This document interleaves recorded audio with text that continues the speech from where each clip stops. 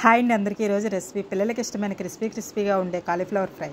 Cauliflower చిన్న చిన్న ముక్కలుగా కట్ చేసుకొని ఒక పాన్ తీసుకొని హాట్ వాటర్లోని ఉప్పు పసుపు వేసి కాలీఫ్లవర్ ముక్కలు వేసి 5 మినిట్స్ ఉంచి తీసుకొని ఇప్పుడు ఒక బౌల్లోకి 3 స్పూన్ల మైదా, 3 స్పూన్ కార్న్ఫ్లోర్, 3 స్పూన్ కారం, రుచికి తగినంత సాల్ట్, కొద్దిగా వాటర్ వేసుకొని అందులోనే అల్లం వెల్లుల్లి పేస్ట్ వేసి కలుపుకొని ఉంచి ఇప్పుడు పాన్లోకి ఆయిల్ వేసి బాగా కలిపిన తర్వాత ఒక్కొక్కటి పిండిలోని వేసుకుంటూ ఇక్కడ మీకు ఒక టిప్ చెప్తాను.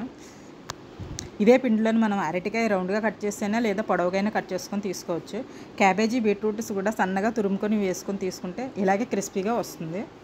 ఇదే పిండిలోని వేసుకుని తీసుకొని మధ్యలోని పొడవుగా కట్ చేసిన పచ్చిమిర్చి, వెల్లుల్లి, కరివేపాకు వేసి వేపుకుంటే చాలా టేస్టీగా ఉంటుంది.